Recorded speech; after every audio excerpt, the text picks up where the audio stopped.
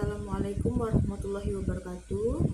Perkenalkan, nama saya Muntaza, saya dari Prodi PGB semester 3. Di sini saya akan memaparkan materi dari penyebaran Islam di Asia Tenggara.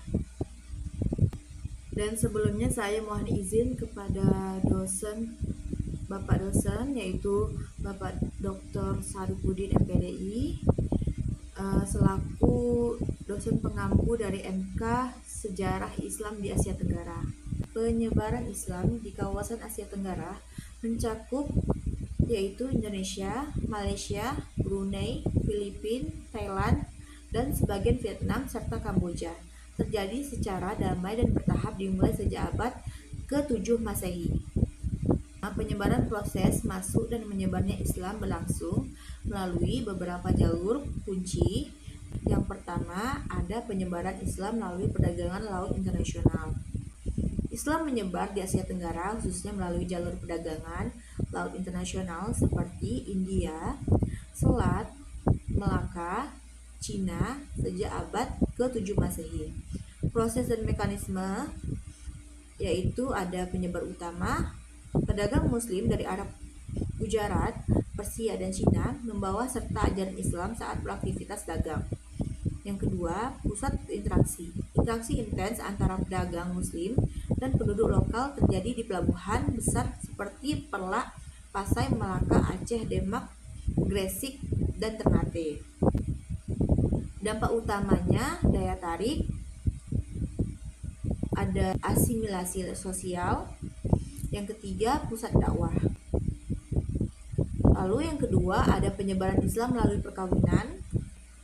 Penyebaran Islam melalui jalur perkawinan merupakan proses alami, kekeluargaan, dan tanpa paksaan yang terjadi di Asia Tenggara.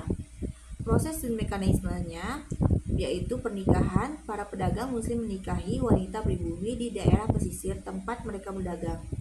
Yang kedua, pembentukan komunitas. Istri dan keturunan dari perkawinan ini dididik dalam ajaran Islam yang kemudian membentuk komunitas muslim lokal. Lalu yang terakhir, jembatan budaya. Anak-anak dari perkawinan ini beberapa sebagai penghubung budaya dan agama antara masyarakat muslim dan non-muslim. Dampak utamanya ada penyebaran damai, contohnya Islam menyebar secara alamiah dan kekeluargaan. Lalu pertumbuhan komunitas, contohnya terciptanya komunitas muslim baru yang kuat di pusat perdagangan seperti Aceh, Melaka, Gresik, dan Ternate. Dan yang ketiga, ada pengislaman raja konversi penguasa. Contoh pentingnya yaitu Malik Al-Saleh, Sultan Iskandar Shah, Raden Fatah. Dampaknya perkembangan cepat. Islam menyebar dengan pesat karena didukung oleh struktur politik dan pemerintahan yang berkuasa. Yang kedua, munculnya pusat Islam, terbentuknya kerajaan-kerajaan Islam yang berfungsi sebagai pusat penyebaran dakwah dan pendidikan agama. Lalu selanjutnya ada peranan mubalik dan ulama. Metode ini berfokus pada peran para mubalik, ulama, dan sufi dalam mengajarkan dan menyebarkan ajaran Islam secara langsung kepada masyarakat. Mekanisme utamanya pendekatan damai. Penyebaran Islam dilakukan dengan cara yang damai dan persuasif. Lalu yang kedua, akulturasi budaya. Para penyebar agama menggunakan strategi menyesuaikan ajaran Islam dengan budaya lokal yang sudah ada sehingga Islam mudah diterima tanpa menimbulkan pertentangan. Tokoh kuncinya yaitu ada Wali Songo, tokoh utama penyebar Islam di Pulau Jawa. Yang kedua ada Syekh Abdul Rauf Singkel, yaitu beliau adalah ulama besar yang berperan penting di Aceh. Yang ketiga, Nuruddin Ar-Raniri, beliau adalah ulama besar yang berperan penting di Aceh. Yang terakhir, Syekh Yusuf Al-Makassari, beliau adalah tokoh penyebar Islam di Sulawesi.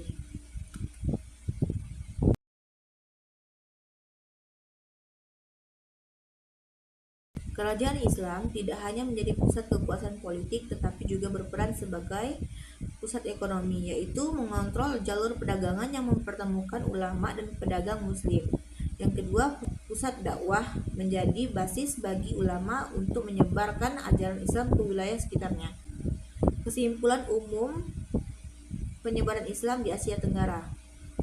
Proses Islamisasi di Asia Tenggara dicirikan oleh pendekatan damai, bertahap, dan akomodatif terhadap budaya lokal. Faktor utama keberhasilannya adalah kombinasi dari perdagangan, perkawinan, peran aktif ulama atau